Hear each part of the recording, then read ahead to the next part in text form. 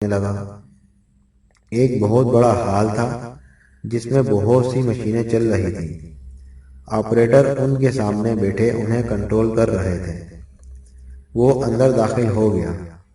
جیسے ہی وہ اندر داخل ہوا، تمام ٹامی گن والے جو وہاں ٹھہر رہے تھے اٹینشن ہو گئے۔ وہ سر ہلاتا ہوا ایک سرے سے دوسرے سرے کی طرف بڑھا۔ وہ سمجھ گیا کہ جس کا اس نے لباس پہنا ہوا ہے وہ شاید یہاں کا انچارج ہو یا کوئی اچھی پوزیشن رکھتا ہو۔ وہ باری باری ایک ایک مشین کے پاس رکتا اور پھر اسے غور سے دیکھنے لگا۔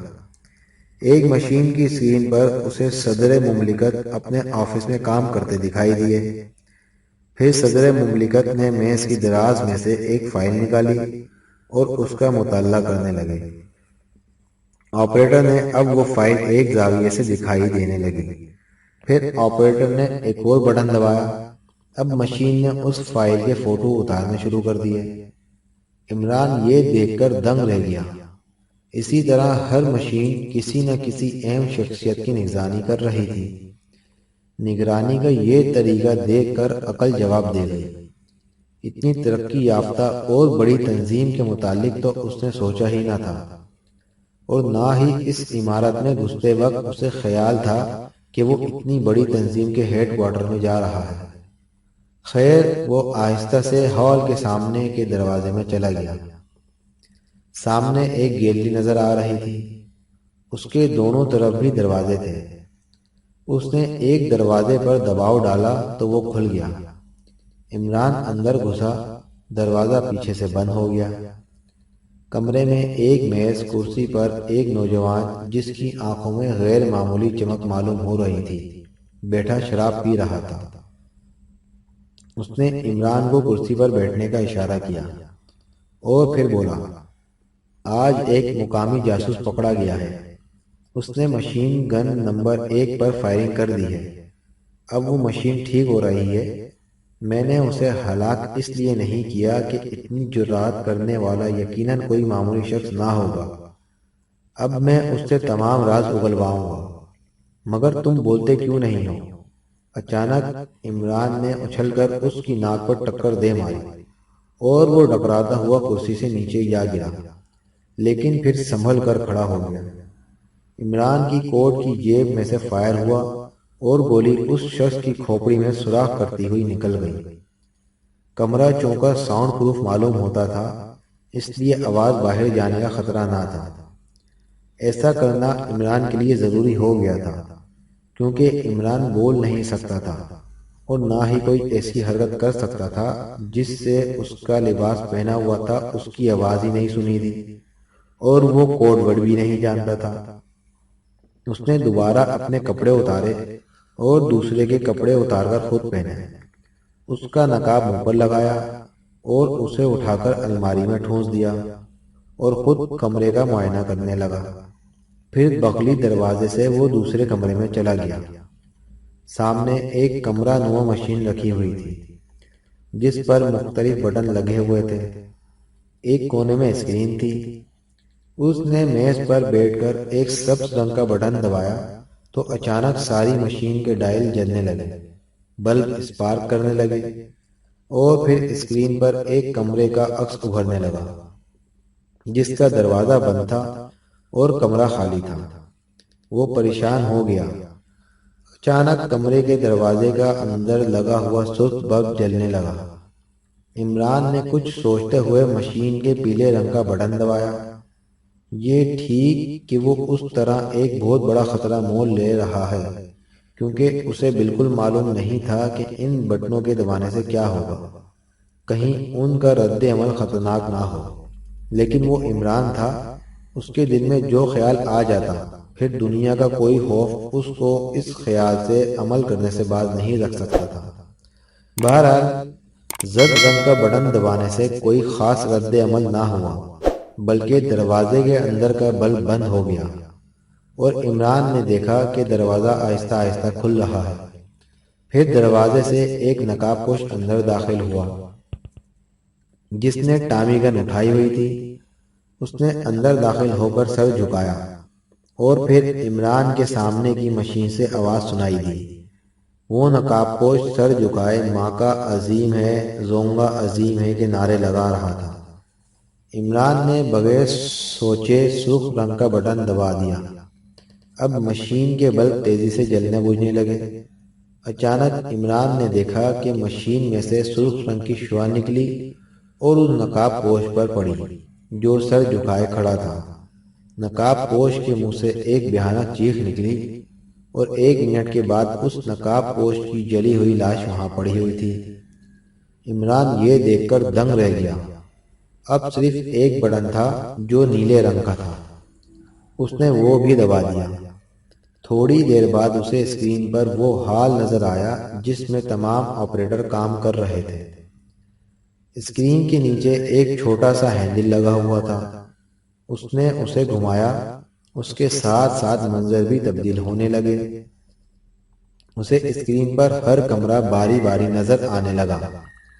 کہیں پر جدید اسلحے کے ڈھیر لگے ہوئے تھے، کسی کمرے میں شراب کی بوتلوں کے انبار تھے، ایک چھوٹے سے کمرے میں کرنسی نوٹ بنانے کی مشین تھی۔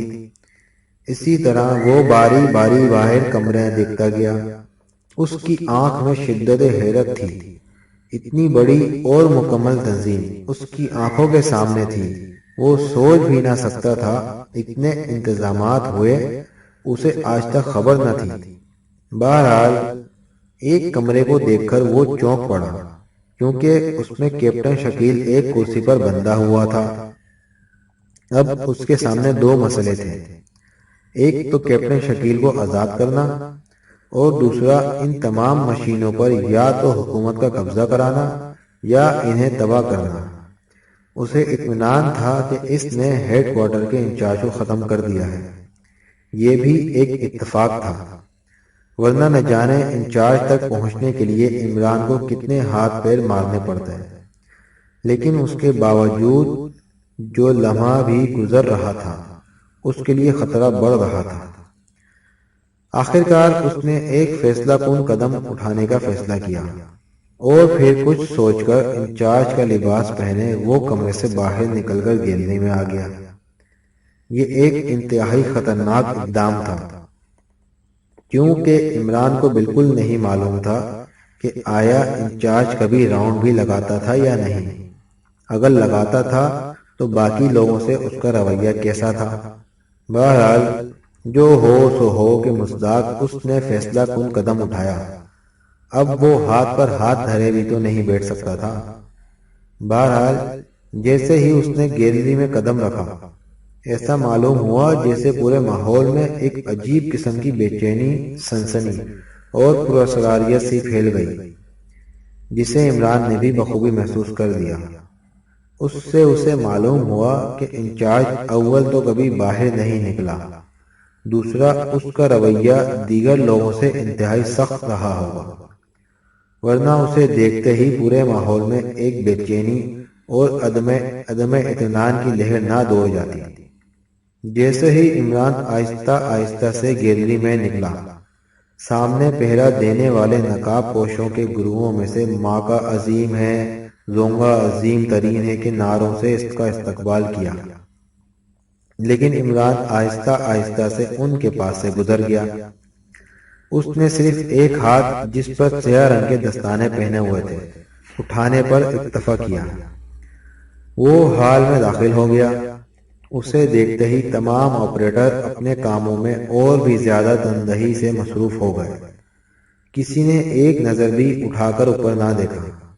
عمران ان کے درمیان میں سے گزرتا ہوا دوسری گیلری میں نکل آیا۔ وہ نقاب پوش ٹامی گن اس کے پیچھے پیچھے بدور باڈی گارڈ آ رہے تھے۔ عمران ایک دروازہ کھول کر ایک کمرے میں داخل ہو گیا، پھر اس کے عقبی دروازے سے داخل ہو کر وہ بڑے ہال میں داخل ہو گیا۔ یہاں ایک بہت بڑا پلانٹ کسی بہت بڑے مقصد کے لیے نصب تھا۔ عجیب و غریب مشینیں تھیں۔ عمران سمجھ گیا کہ یہ پلانٹ کسی بہت بڑے مقصد کے لیے یہاں نصب ہے۔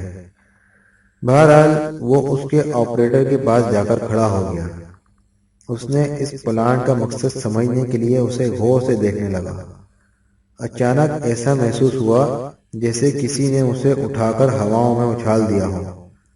لیکن یہ صرف اس کے ذہنی کیفیت تھی، کیونکہ اب اس پلانٹ کا مقصد وہ کسی حد تک سمجھ گیا تھا۔ یہ پلانٹ زمین سے پانی باہر نکالنے کے لیے نصب تھا، جس کا مظاہرہ پچھلے دنوں ماکا زونگا بطور سزا کر چکا تھا۔ اب عمران کے لیے یہ لازمی ہو گیا تھا کہ وہ ہر قیمت پر اس پلانٹ کو تباہ کر دے۔ وہ فوراً مڑا اور اس کمرے کی طرف چل دیا جس میں کیپٹن شکیل بند تھا۔ کمرے کا نمبر اسکریننگ مشین سے وہ دیکھ چکا تھا۔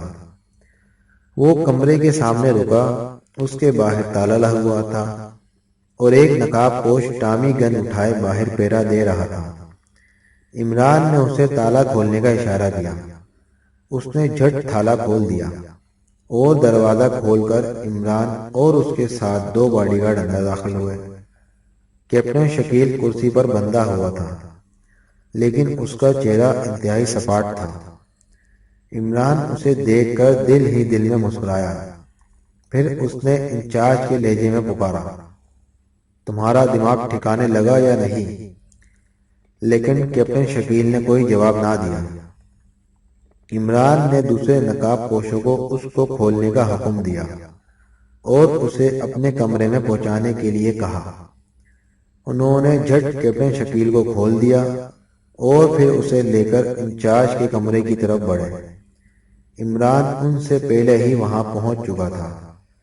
وہ لوگ کیپٹن شکیل کو چھوڑ کر خود باہر چلے گئے۔ کیپٹن شکیل کے ہاتھ ابھی تک بندھے ہوئے تھے۔ عمران نے ہر طرف سے اطمینان کر کے اپنا نقاب اتار دیا اور کیپٹن شکیل اسے دیکھ کر حیران رہ گیا، لیکن حیرت صرف اس کی آنکھوں سے ٹپک رہی تھی، چہرے سے نہیں۔ عمران نے آگے بڑھ کر اس کے ہاتھ کھول دیے اور آہستہ سے اسے تمام حالات بتا دیے۔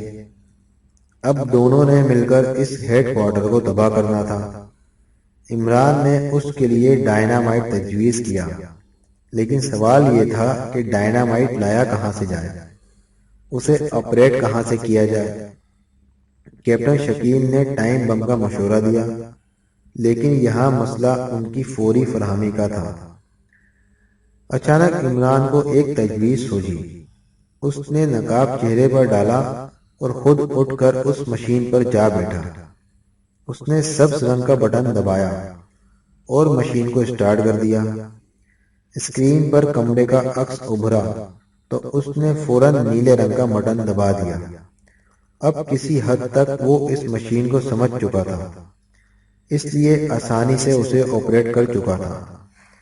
اسکرین پر ہال کا عکس ابھرا، لیکن وہ ہینڈل گھماتا رہا اور ایک کمرہ جس میں ایک نقاب پوش کرسی پر بیٹھا شراب پیتا نظر آیا۔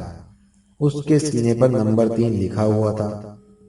عمران نے ہینڈل کو وہیں روک دیا اور پھر اس نے زرد رنگ کا بٹن دبایا اور پھر اس نے اسکرین پر اس شخص کو چونکتے دیکھا اور وہ شخص تیزی سے اٹھا اور چہرے پر نقاب ٹھیک کرتا ہوا دروازہ کھول کر باہر نکل گیا۔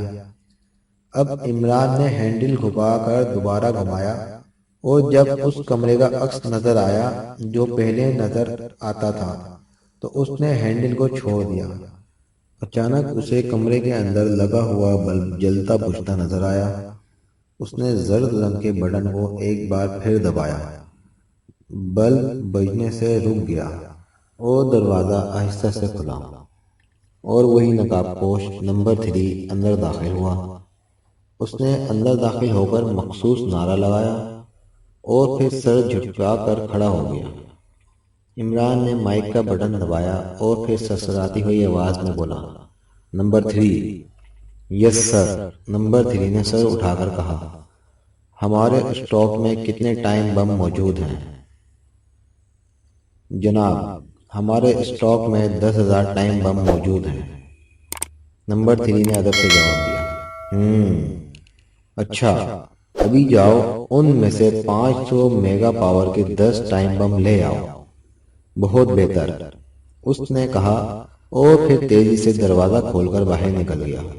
عمران نے پھر ہینڈل کو گھمایا تو اسکرین پر وہ نقاب پوش ایک گیلری میں تیزی سے جاتا نظر آیا۔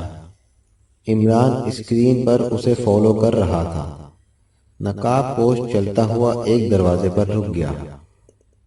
اس نے دروازے پر مخصوص دستک دی، دروازہ کھل گیا اور وہ اندر داخل ہو گیا۔ اندر ایک بہت بڑا اسلحہ خانہ تھا۔ عمران اس اسلحہ خانے کو دیکھ کر دنگ رہ گیا۔ اسے اس اسلحہ خانے کا علم نہیں تھا۔ اس نے دیکھا نقاب پوش وہاں بیٹھے ایک نقاب پوش سے 10 ٹائم بم لے رہا تھا۔ عمران اب شکیل کی طرف متوجہ ہوا۔ اس نے اسے ساری اسکیم بتائی کہ جیسے ہی نمبر 3 بم لے کر اندر داخل ہو، میں اس کی جگہ لے لوں گا، تم اس مشین پر بیٹھ جانا۔ عمران نے اسے آپریٹ کرنے کا طریقہ بتلا دیا۔ اس نے اسے بتایا کہ میں یہ بم مختلف کمروں میں رکھوں گا، تم اس مشین کے ذریعے مجھے فالو کرنا، جہاں کچھ خطرہ معلوم ہو یہ سرخ رنگ دبا دینا۔ فوکس میں جتنے لوگ ہوں گے وہ جل جائیں گے، لیکن یہ اس وقت کرنا جب اس کے بغیر کوئی چارہ نہ ہو۔ یہ کہہ کر اس نے اپنا انچارج والا لبادہ اتار کر شکیل کو پہنا دیا اور شکیل وہ مخصوص نقاب لگا کر مشین پر بیٹھ گیا۔ اتنے میں نمبر 3 بموں کا ڈبہ لے کر مخصوص کمرے کے دروازے تک پہنچ گیا۔ کیپٹن شکیل نے اسے اندر آنے کی اجازت دی اور پھر اسے ہدایت کی کہ وہ اسے کمرہ 1 میں پہنچا دے۔ کمرہ نمبر 1 انچارج کا ذاتی کمرہ تھا۔ نمبر 3 وہ ڈبہ لے کر کمرہ 1 کی طرف بڑھ گیا، جہاں عمران اس کی طاق میں تھا۔ جیسے ہی نمبر 3 اندر داخل ہوا، عمران نے اسے چھاپ لیا۔ چونکہ یہ افتاد اس کے لیے اچانک پڑی تھی، اس لیے وہ بے خبری میں مار کھا گیا۔ چنانچہ چند ہی لمحوں بعد وہ عمران کے ہاتھوں میں جھول رہا تھا۔ عمران نے پھرتی سے اس کے کپڑے اتارے اور اپنے کپڑوں پر پہن لیے۔ پھر اس نے بموں کو نکال کر اپنے لبادے میں مختلف جگہوں پر چھپانا شروع کر دیا اور پھر دروازہ کھول کر باہر نکل گیا۔ عمران کمرے سے باہر تیزی سے گیلری میں چلنے لگا۔ اس نے تمام بم نکالے اور 15 منٹ کا ٹائم سیٹ کیا اور پھر ایک بم گیلری میں لگی ہوئی ردی کی ٹوکری میں ڈال دیا۔ عمران کے خیال میں یہ اس ٹوکری کا بہترین مصرف تھا۔ بہرحال وہ آگے بڑھا اور ہال میں داخل ہو گیا۔ وہ آہستہ سے چلتا ہوا ایک کونے میں گیا اور ایک مشین کے پاس کھڑا ہو گیا۔ آپریٹر نے اسے دیکھا اور پھر اپنے کام میں لگ گیا۔ عمران نے ہاتھ میں وہ چھوٹا سا مگر انتہائی طاقتور بم لیا اور پھر آہستہ سے اس کی مشین اور پچھلی دیوار کے درمیان ڈال دیا۔ پھر وہ خاموشی سے باہر نکلا۔ اسلحہ خانے کا انچارج اس کے استقبال کے لیے کھڑا ہو گیا۔ اس نے اس سے رجسٹر مانگا اور پھر اس رجسٹر کو دیکھنے لگا۔ پھر اچانک وہ زور سے چونکا اور غور سے دوسرے کمرے کی طرف دھیان کر کے سننے لگا۔ اسلحہ خانے کا انچارج بھی نقاب لگائے ہوئے پریشان ہو گیا۔ اس نے نمبر 3 کی طرف حیرانگی سے دیکھا۔ عمران نے اس کے کان میں یہ کہا کہ دوسرے کمرے سے کوئی آواز آ رہی ہے، جا کر دیکھو کون ہے۔ وہ تیزی سے اس کمرے کی طرف بڑھا اور عمران نے پھرتی سے اسلحے کے ڈھیر کے درمیان وہ بم چھپا کر رکھ دیا۔ وہ انچارج واپس آیا تو اس نے بتایا کہ وہاں کوئی نہیں ہے۔ عمران نے اپنا وہم جان کر مطمئن کر دیا اور پھر وہ واپس مڑ گیا۔ اب اس نے گیلری میں بنے ہوئے مختلف کمروں میں بم چھپا دیے۔ اب وہ اس پلانٹ کی طرف بڑھ رہا تھا جس نے پچھلے دنوں پورے دارالحکومت میں بھیانک تباہی پھیلا دی۔ وہ اس کمرے میں داخل ہوا۔ وہاں صرف ایک آپریٹر ڈیوٹی پر موجود تھا۔ پلانٹ مکمل طور پر بند تھا۔ عمران نے اسے دیکھتے ہی سلوٹ کیا۔ اس نے سلوٹ کا جواب دیا اور پھر اسے اشارے سے اپنی طرف بلایا۔ وہ اس کی طرف بڑھا۔ عمران نے اس کی گردن پکڑ لی۔ وہ بھی خاصا طاقتور تھا، لیکن عمران کے سامنے اس کی کچھ پیش نہ چلی۔ چند لمحوں بعد اس کی آنکھیں باہر نکل آئیں اور وہ دم توڑ چکا تھا۔ عمران نے اس کی لاش گھسیٹ کر ایک طرف ڈالی اور خود اسکرو ڈرائیور لے کر اس پلانٹ کی ایک سائڈ کھولی۔ اس میں سے اس نے بم رکھ کر اسے دوبارہ کس دیا۔ اب اسے اطمینان ہو گیا کہ اگر کسی نے آپریٹر کی لاش دیکھ لی تو وہ پلانٹ کو نہ بچا سکیں گے۔ یہاں سے فارغ ہو کر وہ اطمینان سے باہر نکلا، لیکن باہر نکلتے ہی وہ ٹھٹک گیا، کیونکہ سارے حال میں کھلبلی مچی ہوئی تھی۔ اس کی سمجھ میں اس کی وجہ نہ آ سکی، لیکن اچانک اسے خیال آیا کہ کہیں کیپٹن شکیل کا راز تو نہیں کھل گیا، کیونکہ اس نے بہت سے نقاب پوش ٹامی گن اٹھائے کمرہ نمبر 1 کی طرف بھاگتے دیکھے۔ ٹائم بم پھٹنے میں صرف 10 منٹ باقی رہ گئے تھے۔ اب ان 10 منٹوں میں اسے بھی اور کیپٹن شکیل کو بھی اس عمارت سے باہر نکلنا تھا، لیکن یہ اچانک افتاد اور آ پڑی تھی۔ لیکن بھاگتے بھاگتے ایک نقاب پوش سے ٹامی گن لینا نہ بھولا۔ اس پہرے دار نے اسے اپنا آفیسر سمجھتے ہوئے اپنی ٹامی گن اسے پکڑا دی۔ وہ تیزی سے کمرہ نمبر 1 کی طرف بڑھا۔ دروازہ کھلا ہوا تھا اور 20-25 نقاب پوش اندر ٹامی گنیں اٹھائے کھڑے تھے۔ وہ نمبر 3 کو الٹ پلٹ کر دیکھ رہے تھے، لیکن وہ اسے پہچان نہ سکے، کیونکہ یہاں تمام لوگ منہ پر نقاب ڈالے پھرتے تھے، اس لیے وہ کچھ نہ سمجھ سکے۔ عمران نے دیکھا کہ کیپٹن شکیل ایک شیشے کے بہت بڑے جار میں بند ہے۔ عمران کی سمجھ میں نہ آیا کہ کیپٹن شکیل یکدم یہاں کیسے بند ہو گیا، لیکن اب وقت سوچنے کا نہ تھا۔ مکمل تباہی میں اب صرف 7 منٹ رہ گئے تھے۔ عمران نے ٹامی گن سیدھی کی اور پھر کمرہ ٹامی گن کی ریٹ سے گونج اٹھا۔ ایک ہی وار میں تمام نقاب پوش فرش پر تڑپ رہے تھے۔ عمران نے ٹریگر پر بدستور دباؤ ڈالے رکھا۔ سینکڑوں گولیاں ان کے جسموں سے پار ہو گئیں، اور چند لمحوں بعد وہاں فرش پر خون ہی خون تھا اور لاشیں پڑی ہوئی تھیں۔ عمران بھاگ کر کیپٹن شکیل کی طرف بڑھا۔ اس نے چاروں طرف دیکھا کہ اس جار میں کہیں بھی دروازہ نہ تھا۔ اس نے کیپٹن شکیل کو آواز دی، لیکن بے سود، اور کیپٹن شکیل کے ہونٹ ہلے، لیکن عمران کو کوئی لفظ نہ سنائی دیا۔ اب عمران نے کیپٹن شکیل کو ایک طرف ہٹنے کا اشارہ کیا اور گولیوں کی باڑ اس شیشے پر ڈالی، لیکن اس پر کوئی اثر نہ پڑا۔ اب عمران گھبرا گیا، کیونکہ بم پھٹنے میں صرف 5 منٹ رہ گئے، اور انہی 5 منٹوں میں اسے سب کچھ کرنا تھا۔ بہرحال اس نے ہمت نہ ہاری۔ فوری طور پر اسے ایک ہی خیال آیا۔ اس نے جیب سے آخری ٹائم بم نکالا اور کیپٹن شکیل کو اشارہ کیا کہ فرش پر لیٹ جائے۔ اب جو کچھ ہوتا سو ہوتا۔ اگر رہائی کی صورت نکل آئی تو خیر، ورنہ موت تو سامنے ہی تھی۔ کیپٹن شکیل اشارہ پاتے ہی فوراً زمین پر لیٹ گیا۔ عمران نے بم پر 2 سیکنڈ کا ٹائم لگایا اور بم شیشے کی دیوار کے پاس رکھ کر خود بھی پھرتی سے زمین پر لیٹ گیا۔